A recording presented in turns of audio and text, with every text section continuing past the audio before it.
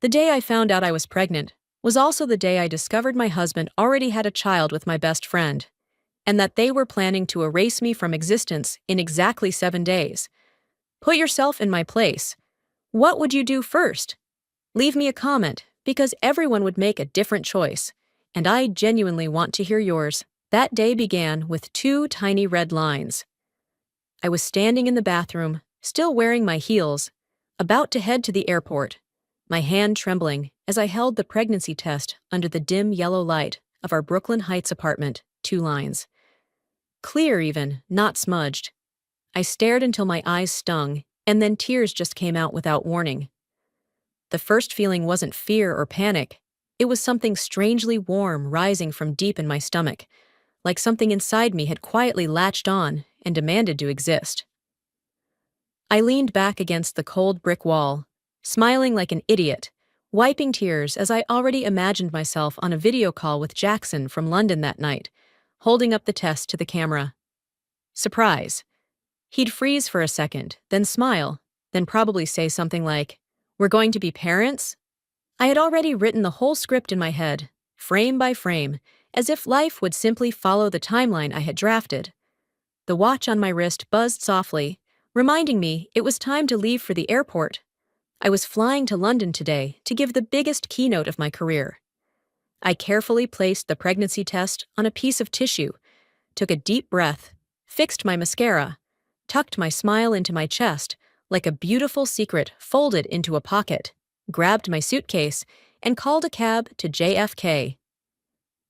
The morning highway was thick with traffic. I sat in the back seat, eyes drifting over rows of buildings, bridges, and signs, while my mind ran ahead. Check-in, security, email clients, tweak the last slide, decide what to tell Jackson later at the hotel. My hand rested instinctively on my stomach, though there was nothing to feel yet. Just a word printed on a stick. I opened my bag, intending to take out my passport for one last check, just to be sure. My hand rummaged through the main compartment, then the small one. Wallet, laptop, notebook, pen, lipstick. No familiar blue cover. A chill shot down my spine. I searched again, more carefully, nearly emptying everything onto the leather seat. Nothing. The passport was on the nightstand. I remembered clearly setting it there after checking the visa last night. Damn it, I muttered, looking up at the dashboard clock. If I turned back to Brooklyn, I'd cut it close for check-in. If I didn't, I'd miss the flight, miss the keynote, miss the opportunity my company and I had been waiting for. For a few seconds, everything spun. Then my brain switched to risk calculation mode. Maybe still on time if traffic eased up, maybe a later flight, but not sure if there'd be a seat in my class. Turn back. A voice in my head said clearly. The car veered sharply at the next exit. On the way back, I texted Delia. Might have to catch a later flight. Prepare a backup plan for me. She replied with a string of worried question marks, and I only sent, I'll explain later, don't worry. All I was thinking about then was time. Boarding time, presentation time, the tiny life not yet visible in my belly. I had no space to consider that forgetting my passport might be the only delay that would end up saving my life. The car dropped me off in front of the familiar brownstone steps. I rushed up, grabbed the doorknob out of habit, and it turned easily. Unlocked. I froze for half a second. I'm the kind of person who checks the lock twice before leaving, sometimes even goes back to twist it once more, just to be sure. Maybe I was too excited this morning, I told myself, feeling lucky I'd come back. I pushed the door open. The hinges let out a faint creak into the silent house. I hadn't even reached the stairs when I heard Jackson's voice from the 3rd floor. It was relaxed, drawn out, a little excited, a tone I rarely heard when he spoke to me. He laughed, a deep laugh, and stretched the word sweetheart, the way you do only in private messages. Sweetheart, I told you, she's really that stupid. Signed every document and even thanked me for helping her handle everything. Look, the hardest part's done. I froze in the hallway, hand still gripping my bag strap, heart clamped by an icy fist. Part of me wanted to scream, to storm upstairs, to throw the pregnancy test at him and shout, What the hell are you doing? But the other part, the one trained after years in boardrooms, analyzing logs, mapping threats, told me to stay silent. Listen. I moved up the stairs quietly, instinctively skipping the third step that creaked, and reflex carved into me after 5 years in this house. I stopped right beneath his office, where the sound was so clear it felt broadcast straight into my skull. How are you and the baby? Yeah, just 7 more days, sweetheart. 7 days, and we'll fly to Costa Rica. Sell the Cobble Hill house, transfer the company shares, withdraw everything, clean out the trust fund. After 5 years pretending to love that cold, controlling bitch, I'm finally free. I gripped the banister, fingernails digging into the wood until they bled. Rory, my best friend for 18 years, the person I sobbed to when my parents died, the baby in my stomach, the one no one knew about yet, curled up as if it understood it was conceived inside a 5-year lie. I stood there, in the house that used to be home, listening to each word drop like a knife. My heart stopped beating, but my mind was sharper than ever. The woman who once trusted her husband completely, who cried out of joy at becoming a mother, died right there on that staircase. I didn't know who the new version of me would be yet, but one thing was certain. From this moment on, Jackson was no longer my husband. He was a threat, and if I wanted to survive, I would have to handle him like any other high-level threat. My parents died together in a car crash on the Brooklyn Bridge just 3 days before Christmas. I was 28, law degree in hand, not yet ready to take the bar exam, when I suddenly had to sign as the heir of Thornsecure, the tiny cybersecurity firm my father had built from scratch in an old warehouse in Gowanus, with just 3 employees and a few local clients. My boyfriend at the time, the man I thought I would marry, broke up with me through a text on the day of the funeral. I'm sorry, I don't have the strength to go through this with you. Everyone expected me to sell. Competitors sent offer letters the same week as the Shiva. They were certain I'd fall apart, cry myself dry, and sign the sale papers just to be able to breathe again. I didn't sell. I threw myself into it, even though I didn't know anything beyond signing meeting minutes and pretending I understood what I was doing. Jackson appeared in the 6th week after the funeral, at a legal conference in Manhattan. I had just finished giving a talk about data privacy regulations, my voice still shaky from crying the night before, my eyes still swollen. He stood up and asked a question so sharp the whole room turned to look. Afterward, he waited for me in the hallway, holding a steaming paper cup of coffee. Are you okay? The first words he ever said to me. He was handsome in a quiet way, black hair with a touch of silver at the temples, gray-blue eyes that looked straight at you, not past you that night. He cooked pasta in my small Brooklyn Heights kitchen, opened a bottle of red wine, and let me cry into the shoulder of his dress shirt without saying a word. In the months that followed, he stayed. He cooked when I worked until 3 in the morning. He brought files into the bedroom, sat next to me reading without complaint. He never said, choose, me or the company.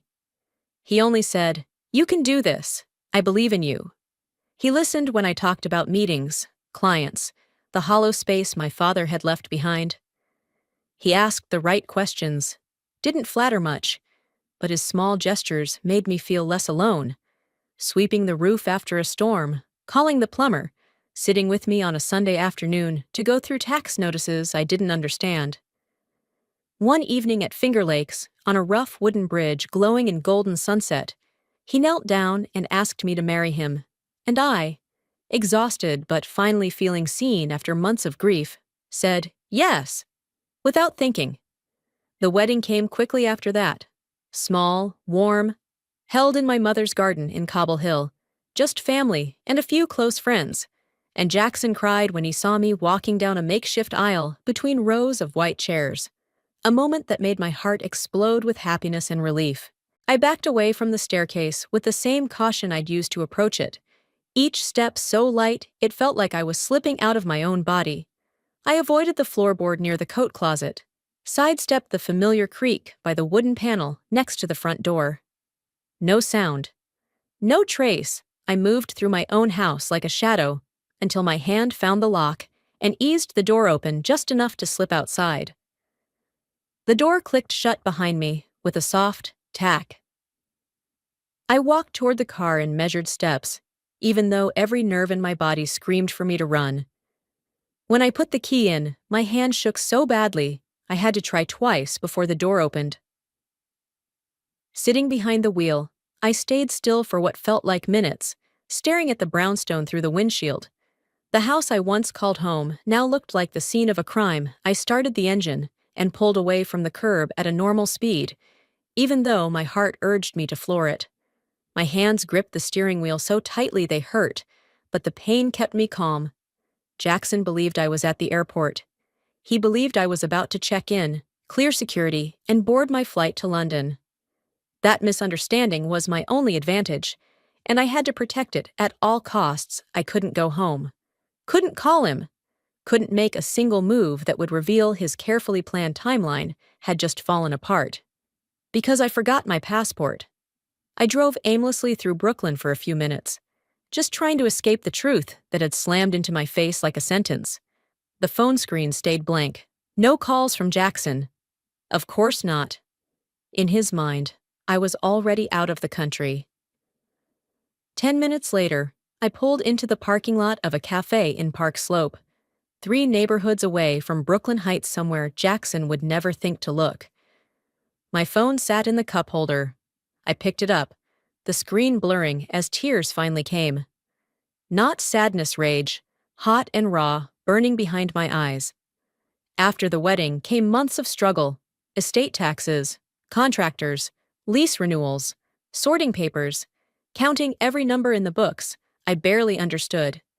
Jackson volunteered to help, fixing faucets, making repair lists, suggesting we consolidate a few accounts to make management easier. It sounded reasonable, even thoughtful, while I was busy handling a major client.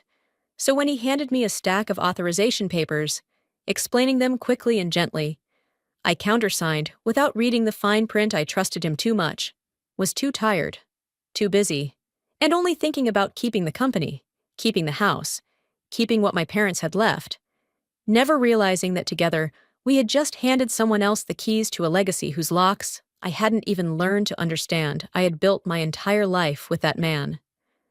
I had trusted him with everything that mattered. I had believed in a future that now existed only as a record of my own stupidity. But crying wouldn't save the company, wouldn't save the house, wouldn't get back what had been stolen. I needed to think. I needed to calculate. I needed to become the person Jackson never imagined I could be. Sitting in that parked car under a tree, I knew one thing for sure. I was at war, and the first rule of war is that the enemy must never know what you've heard. Inside the cafe, only a few people sat hunched over laptops. I chose a corner table, one with a clear view of the door but invisible from the rest of the room. My hands were still shaking as I unlocked my phone. I needed help, but from the right person. One wrong move could destroy everything. I inhaled deeply 3 times, forcing my heartbeat back to the pace my brain needed to function. Years of crisis management had taught me this. Panic is the enemy. Assess first, strategize next, execute last. The first call I made was to Delia. She picked up on the second ring, her voice sharp and professional as always. "You're boarding now, right? What's wrong?" "I need you to do something and don't ask a single question, okay?" A brief pause, long enough for me to hear her rearranging every assumption she had. 6 years working with me was enough for her to know when something was truly serious. "Okay, tell me." "Cancel London. Call the organizers and tell them I have a family emergency. At the company, tell everyone I arrived at the conference and can only be reached by email." Another silence. "Ashley, are you okay? Are you safe?" "I'm safe," I said, forcing my voice not to tremble. "I'll explain when I can. Just do exactly what I said." Delia lowered her voice. "So you're in London? Got it. I'll handle everything." I hung up before my throat could close. One step done. The harder call was the second one. David. Not an assistant, not a friend, but the only person left who had worked with my father since the earliest days of building Thorn Secure. After my parents died, he was the one who held me up every time I thought I was going to collapse. David answered on the first ring. Ashley, you're not on the plane? What's going on? I need to meet you, now. Absolute discretion. Park Slope. The cafe at the address I just sent. Your voice. This is serious, isn't it? I'll be there in 20 minutes. I hung up and ordered a cappuccino, just so the barista wouldn't think anything of me sitting there. David arrived earlier than expected. He pulled out the chair across from me and looked at me like I'd just crawled out of the wreckage of something. Tell me everything. And I did. Every word. Every sentence. Every fragment of the conversation from the third floor that had just blown my life apart. When I finished, David didn't speak for a few seconds. He opened his laptop, made a quick call, and gestured for me to hand over my phone. Within minutes, he had accessed the full transaction history I hadn't checked once in the past 18 months. Ashley, he said, in a tone I had never heard from him before, part fury, part heartbreak. These transfers. Every 2 or 3 weeks, there's a small one. 1,400, 1,900, 2,800, all routed to a trust company called Havenwood Trust. I recognized the name instantly. It was the same name Jackson had whispered sweetly while planning to destroy me. The ring of David's phone sliced through the silence. He answered, then froze, listening. His expression shifted like he was processing something shocking. He tilted his head to hold the phone between his shoulder and ear, while his fingers moved across the trackpad so fast I could barely keep up. Then he stopped. Ashley, Jackson's been to prison. I couldn't breathe. He turned the laptop toward me. The criminal record appeared clear as day. Grayson Wolfe, convicted of investment fraud in Connecticut 8 years ago, served 2 years, released in 2018, immediately changed his name to Grayson Wolfe to scrub his record clean and avoid background check alerts. Every move was calculated from the very first second, from the moment he, accidentally, met me. I looked at his mugshot, the same black hair, the same gray-blue eyes that once made me believe I was loved, and felt something inside me shatter completely. Everything in me went cold. Not fear, but the kind of clarity that comes only when you've crossed the edge of pain. David didn't say another word. He flipped to another tab and turned the screen toward me. An old photo appeared. Jackson standing beside Rory at a bar in the Lower East Side, dated March 2017. She was in a tight red dress, her arm around his neck, smiling wide. Below it was the caption, 6 years ago today, hearts. I went still. 6 years ago. Not a year ago, like I had once believed. Not a mistake in a weak moment, like men always claim. No, that was before I even married Jackson. Before he moved in with me. Before the nights he cooked dinner, checked in on me, wiped my tears when I couldn't yet process my parents' deaths. David looked at me, his voice low and heavy as iron. They planned this before your parents even died, Ashley. I could hear my blood rushing backward in my ears. David opened another PDF file. A hotel invoice from Montauk, June 2018. The reservation name, Grayson Wolfe and Rory Klein. Same credit card, same single night, right before Jackson flew back to New York, and, accidentally, met me. David closed the laptop softly, but the click echoed like a gunshot. He looked me dead in the eye, voice gone hoarse. They didn't just steal your money, Ashley. They murdered your life before you even realized you were living inside a script written 6 years ago. I didn't cry, I just nodded once, slowly. Then I unlocked my phone and opened the old photo album. The first picture I'd ever taken with Jackson. His arms around me in the kitchen. Me smiling so hard my eyes were almost closed. The caption I had written. Found my forever. I deleted it. No hesitation. David looked up, his eyes holding a single question. What do you want to do next? I met his gaze. My voice no longer trembled. It was so cold I barely recognized it. I want them to pay. Every dollar, every day, and every tear they planned for me to cry. David smiled. For the first time that afternoon. A sharp, blade-thin smile. Good. Starting today. And in that moment, I knew. The 7-day war had begun. That night, I checked into a small hotel in Lower Manhattan under Delia's name, to erase any chance Jackson could trace me. That name on the receptionist's screen was like a layer of disguise, thin enough not to draw attention, but thick enough to pull me out of sight from the man who thought he was a genius. I had barely lain down on the unfamiliar bed when my phone buzzed Jackson. A message popped up, followed by a bright red heart emoji. "Miss you already?" I stared at it. He performed so well, he could make his own victim feel guilty. I set the phone face down on the edge of the bed and looked up at the ceiling, dotted with faint patches of light. Sleep wouldn't come. Couldn't come. Every minute that passed, my mind replayed that invisible recording from the 3rd floor. His voice, the voice of the man I once called my husband, piercing into my ears like needles. The hotel room was so quiet, I could hear the traffic below. Every honk, every late footstep. I thought about my mother, alone in the old brownstone in Cobble Hill, the house she'd lived in for 40 years, where my father built the bookshelves by hand, where I grew up, where every family memory lived inside layers of red brick, and the man I trusted was planning to erase it all. Thinking of that, my chest tightened. I looked at the clock. 3:27 a.m. A sharp pain twisted in my lower abdomen. I couldn't sleep. I couldn't. I had exactly 6 days left.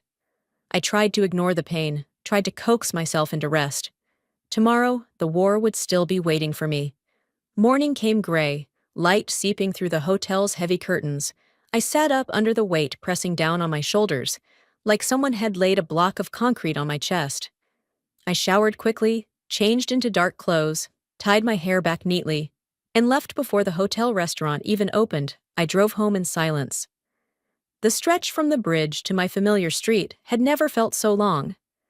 When I stopped at the corner, the house stood there, calm, untouched, as if nothing had happened. The front door was locked, quiet.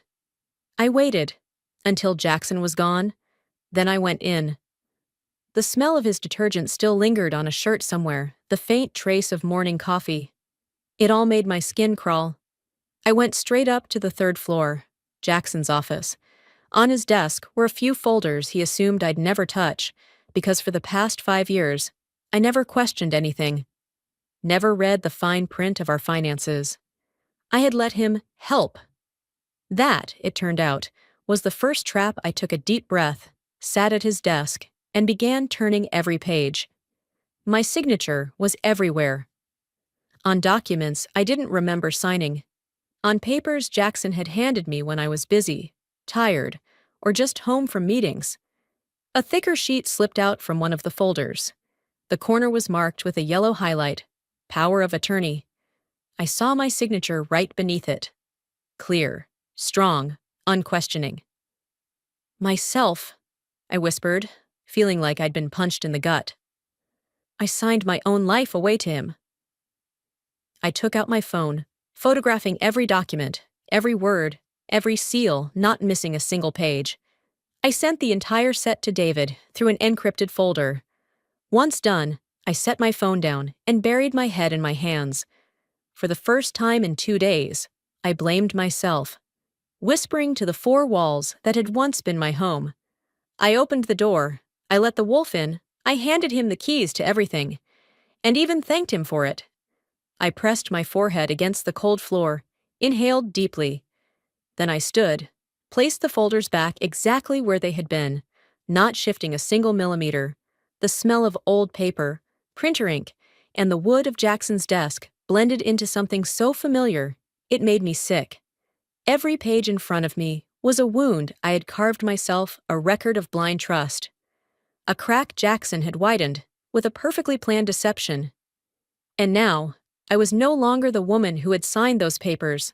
I was the one who would tear through every layer of his lies.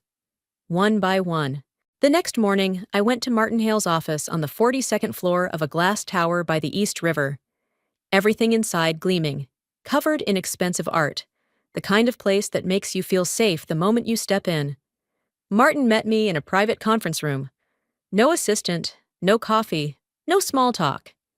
His eyes, for the first time since I'd known him, weren't entirely calm. When I placed the folder on the table, he gave a single sharp nod. "Let's begin." I laid out the documents one by one across the glass surface. The forged power of attorney, the trickle of small transfers, Jackson's prison record, the photos of him and Rory from 6 years ago. "I need to know if Thorn Secure's been compromised," I said, my voice steady like I was reading a risk report. "If he's already taken my personal assets and my mother's house, then the company is only a matter of time." Martin flipped through each page, his face darkening by the minute. "This forged signature, it's perfect. Someone would have to know Thorn Secure's internal structure to fake it this precisely." He opened his laptop, pulled up the original company files for comparison. My head rang as I saw line for line, seal for seal, an exact match. "If he files these in the right place at the right time," Martin said, his tone dropping low, "he could petition the court to freeze company assets pending ownership verification, or claim a share in a divorce proceeding. He could even declare himself a legitimate shareholder." My father's legacy, 5 years of rebuilding, everything hung in the balance because I once trusted a con artist. "What do we do now?" I asked. "We file an emergency order today. Freeze all transactions tied to Thorn Secure shares or property. I'll have the court order within 2 hours." Leaving Martin's office, I stood in the marble lobby of the tower, watching people hurry past. Everyone busy, everyone living an ordinary day, while my entire world had just been turned inside out. I called David. He answered almost immediately. "Ashley, I've got something." I leaned against the marble wall by the elevator. That night, David called again. His voice was rough, part smoke, part rage. "Ashley, I traced 3 more names in the transaction history. All women, all inherited large estates. Each met him right after losing someone close. One lost her house and company. The second hanged herself in her garage after he drained her trust fund." I closed my eyes. All the noise around me blurred, leaving only the sound of my own heavy breathing echoing inside my head. My chest ached, like someone had pressed a stone onto it, not from fear of Jackson anymore, but from realizing I might have married a man who wasn't just a fraud, but a predator who systematically destroyed lives with precision. David's voice came again, quiet but cutting.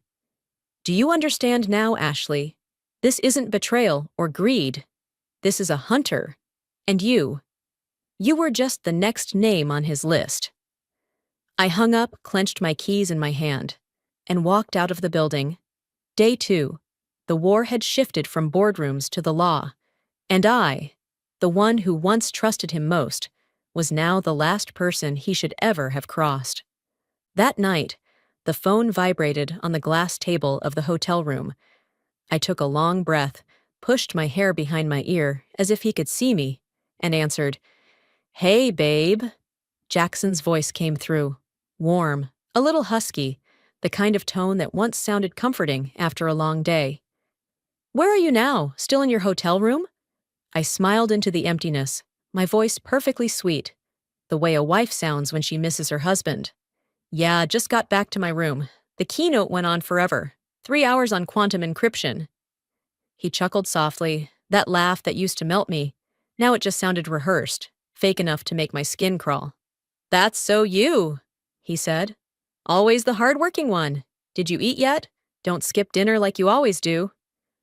"I ate," I said, adding just the right amount of tiredness to my voice. "Chicken sandwich, but it's fine. The jet lag's killing me, though. I'm so sleepy." "Then sleep," he said gently. "I miss you so much. Woke up this morning without you beside me. Felt so empty." I bit my lip hard enough to taste blood, just to keep from laughing out loud. "I miss you too," I whispered. "Just a few more days," he comforted me. "Hang in there. Conquer London for me. When you get back, I'll cook your favorite pasta, with extra mushrooms, okay? Can't wait, I replied, then let out a big yawn, perfectly timed. I'm so sleepy already, let me nap a bit. Got a panel tomorrow morning? You should rest too. Yeah, good night, babe. Dream of me. I hung up. The screen went black. I sat there in the dark hotel room, still gripping the phone so tight my knuckles turned white. Outside the window, the city glowed bright and alive. But in this room, the only sound was the steady, cold, mechanical rhythm of my heartbeat counting down. I stood outside Rory's apartment in Carroll Gardens at 6:40 p.m. The yellow light spilled halfway through the doorway, enough to show her shadow moving inside. The faint sound of a baby crying mixed with the heavy breathing of a mother just back from the hospital. When I knocked on her door, I made sure to sound calm, professional, hiding the storm burning inside me. 3 knocks, short, precise, unmistakable. The door opened slightly. Rory appeared, hair damp with sweat, collar of her shirt loose. She was nursing, her hand trembling, when she saw me standing there. Ah, Ashley? Her voice cracked, somewhere between panic and exhaustion. She opened the door wider and motioned for me to come in. The apartment looked nothing like I remembered. Everything in the room screamed luxury, and honestly, I knew not a single thing in there had been paid for with her own money. Ashley, she whispered, voice hoarse from crying. What are you doing here? I didn't let her finish. I lifted my phone and hit play. The video from yesterday at the hospital filled the room. Jackson in a blue scrub top, holding a newborn, kissing its forehead, then kissing Rory on the hospital bed. I said quietly, voice soft as air, but cold enough to freeze the room solid. She's adorable. Shame her father's about to go to prison, and her mother, if she doesn't cooperate, will leave her an orphan. The baby bottle slipped from Rory's hand, milk spreading across the wooden floor. She clutched the infant tighter, shaking. Ashley, what do you know? 2 women are dead, I continued, my voice steady, even though everything inside me was breaking loose, dead because of what Jackson did to them. How many more, Rory? How many lives has he destroyed? She backed toward the door, stammering, I don't know what you're talking about. You need to leave. I cut in, my tone low but sharp as metal on metal. I once called you my best friend for 18 years, I said, word by word. Now all I see is a gambler and a conman's whore. Get out of my apartment, she yelled, her voice shrill. Leave now or I'll call the police. I stood, not moving toward the door. I'd love to explain to them exactly what you and Jackson have done. Her hand hovered over the phone, but she didn't dial. I could see her thinking, calculating, and realizing every exit was already closed. Or, I continued, you could cooperate. Tell me everything, every detail of how he operates, every account where he hides money, every victim he's targeted. I placed a 3-inch thick folder on her coffee table. Bank transfers, old photos of the 2 of them from 6 years ago, Jackson's prison record, and pictures of the 2 women who'd taken their own lives. Your choice, I said evenly. Work with the district attorney's office, become a witness, or sit in a cell for 20 years beside him. Pick, Rory, I don't have all day. I looked straight at her. I need to make a call, she finally said, her voice missing the smooth confidence it had just minutes earlier. Go ahead, I replied, sitting back down. But remember, time's running out. She lifted the phone, but didn't dial. Instead, she stared at the baby in her arms, as if the child could answer the questions she didn't dare ask. When she finally spoke, her voice had softened. How long have you known? 5 days. She looked at me, and for the first time, I saw something other than calculation on her face. Fear. Real and raw. He lied to me too, she said quietly. He lied to both of us. That's what everyone believes, except the people helping me build the case against him against them. She flipped through the folder on the table. After a long silence, she said, I didn't know what he was.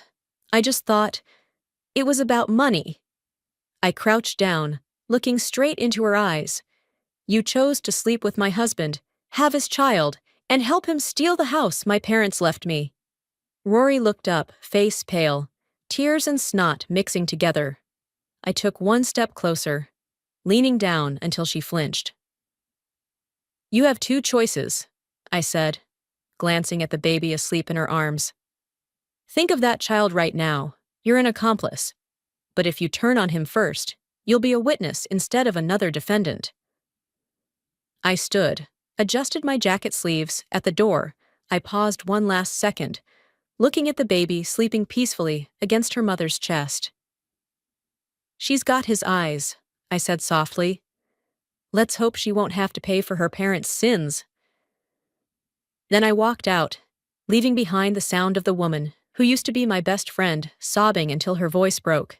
That Monday morning, the morning I knew would mark a turning point in my life, the sky was the color of lead, thick with humidity, and the wind carried the weight of a storm that wasn't just outside, but inside the red brick house I had once called home. I got up at 5 a.m., put on the navy suit my father once said made people stand up when I entered a room. Today, I needed that exact feeling. I needed the strength he'd always seen in me, even when I couldn't see it myself. I parked across the street from the house at exactly 8:20, lowering the seat so I could watch without being seen. At 8:30 sharp, the door opened. Jackson stepped out, dressed like a man about to close the biggest deal of his life. The charcoal suit I had given him for our second anniversary, the polished Italian shoes. His hair slicked neatly back, leather portfolio in hand, the kind he reserved for important meetings. He looked successful, confident, full of purpose, like someone about to claim the reward of a 5-year con. I started the engine, trailing him from 2 blocks behind. The first stop, just as I'd predicted, was the bank in Cobble Hill, where today Jackson planned to finalize his paperwork. He walked in with the gait of a man who believed he was untouchable. Less than 3 minutes later, he came out. Even from a distance, I saw the change. His confident stride shortened into sharp, uneven steps, jolted, uncertain. The phone was at his ear before he even finished swearing. "What? No way! They said there's a court order. Who filed it? Who?" I leaned back in my seat and closed my eyes for a second. Martin had done his part. The bank's legal department had been alerted. The fake subsidiary accounts were frozen. The foreclosure stopped with a single signature from a Sunday night duty judge. Jackson, who once thought he was directing the entire play, was now just another actor running in panic across a burning stage. He drove straight home, fast enough to nearly run a red light I followed, parking a few houses away. When I entered, I made sure to step hard on the 3rd stair, the one that always creaked. Upstairs, his voice cut off mid-sentence. "No, I told you, my wife's in lawn." Silence. When I reached the doorway of his office, he was frozen mid-call, the phone still in his hand, his face drained of color like he'd just seen a ghost. "Ashley? What are you doing here? Why aren't you in London?" I stood at the threshold. Didn't move closer. Didn't need to. My voice was calm enough to chill the air. "I didn't go to London, Jackson. I came back for my passport and found out you have a child with my best friend." His mouth opened, closed, then opened again. Like a fish gasping on dry land, I went on before he could spin another lie. "I know everything, 6 years of it. Every word, every move, every plan." His face shifted fast, like a trained actor switching scenes. Panic, pleading, blame, threat. "You're misunderstanding. Let me explain." "I don't need to hear it." I took half a step forward, just enough for the window light to fall across my face. "You only got one thing wrong, Jackson." I met his eyes. "You thought you married a rich, naive woman." I paused long enough to see his throat tighten. "But actually," I whispered, "you married a chief risk officer." The last words came slow, clear. "And my job is to hunt high-level threats." I tilted my head slightly. "And you, Jackson, you are the highest threat I've ever faced." At that moment, sirens. Police lights flashed blue and red against the walls. Jackson turned, his face draining as the reflection hit the glass. A heavy knock thundered at the front door. He lunged toward me, but it was too late. The door burst open. Two officers stepped in, cuffs glinting in their hands. He looked at me. Panic, disbelief, desperation, the wild stare of a trapped animal, realizing the cage is already shut. As they pulled him away, he turned one last time, voice breaking. "I did love you, at least in the beginning." I looked him straight in the eye, steady and unblinking. "No, that was never real." I stood there, silent, as they led him down the stairs, head down, face pale, the expensive suit hanging limp, cheap in defeat. When the brownstone door closed behind the police, I finally exhaled. Not in relief, not in victory, but in emptiness. A hollow space where love used to live, where trust used to breathe. And inside that hollow, I felt something rise. A strong, steady silence. A new kind of certainty. And I knew. This was what freedom sounded like. 3 months later. Rory stood in the witness room under the glare of the camera, her shoulders trembling, but her words clear. Every small detail I'd once only heard over the phone was now solid evidence. The late-night texts she sent to Jackson, the hotel bills, the times she withdrew cash to hand to their so-called partner. Each admission came like a knife cut, slicing open the layers of deceit they'd built together. When she said, "I was scared. I'm sorry," her voice cracked, but every signature she placed on the cooperation order froze Jackson's entire defense in its tracks. Then, like dominoes falling, 4 more women came forward. Emails, calls, screenshots, and receipts they'd been too afraid to share before. One after another, a network of victims whose stories stitched together the truth. Jackson wasn't just a con artist. He was the orchestrator of a deliberate criminal enterprise. The court moved slowly into sentencing. When the judge finally spoke, 18 years, the sound of the gavel echoed like a full stop carved into stone. No bail, no escape, no excuses. During the investigation and financial audit, the forensic accountants worked like miners, tracing every wire, every transfer, every shadow of a dollar. In the end, we recovered roughly 80% of what had been stolen. I stood inside the bank office as they signed the last of the restitution documents, the smell of ink sharp in the air, the soft sound of pages turning, and felt my eyes sting. Not entirely from joy. Thornsecure was different. Instead of collapsing under whispers and client doubt, we turned the pain into something public, a lesson. I wrote a case study called Social Engineering from the Victim's Perspective, detailing exactly how trust had been exploited and how organizations could build immunity from within. The talk made its way across cybersecurity conferences, from small midtown meeting rooms to grand auditoriums in Boston.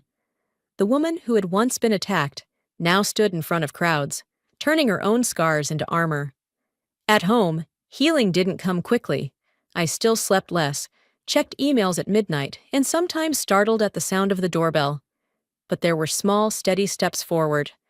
I started seeing a trauma therapist, attended support groups with others who had lived through the same kind of betrayal, and found that telling the story didn't just lighten the pain, it transformed it into power. 2 years later, in my new apartment on the Upper West Side, a space bathed in morning light, where the sun poured soft layers of gold across the wooden floor, as if repainting my life in gentler tones. The large window opened to a city slowly waking up. The distant hum of traffic, the wind rustling through the park trees, the sound of peace I once believed I'd never find again. After that storm, I set my teacup on the table and walked toward the mirror hanging beside the window.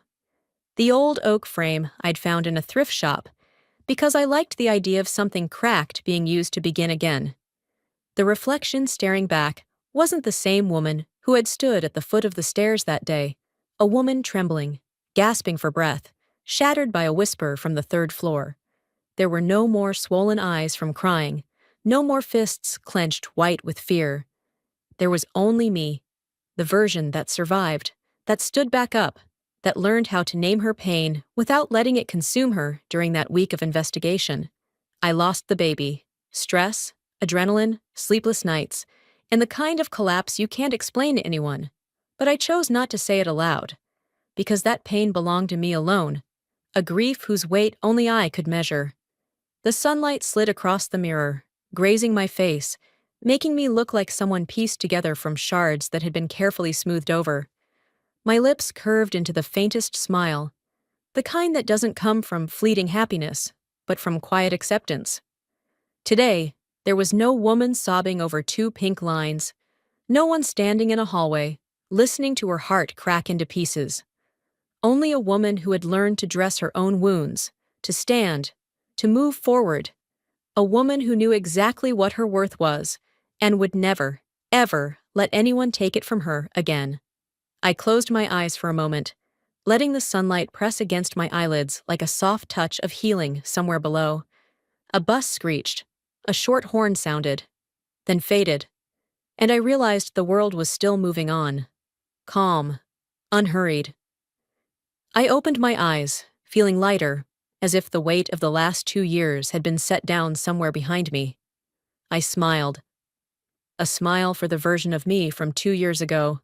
A smile for anyone listening now, wondering if they can stand again after their own storm. The answer is yes. Right here. Right in this breath. I turned toward the window, opened it, and let the morning wind rush in, scattering a few papers on the table. Gently, not chaotically, like it was playing, "Which moment in this story made you hold your breath the most?" Leave a comment below. And if you want to hear more journeys of strength like this one, don't forget to like, subscribe, and come back for the next story.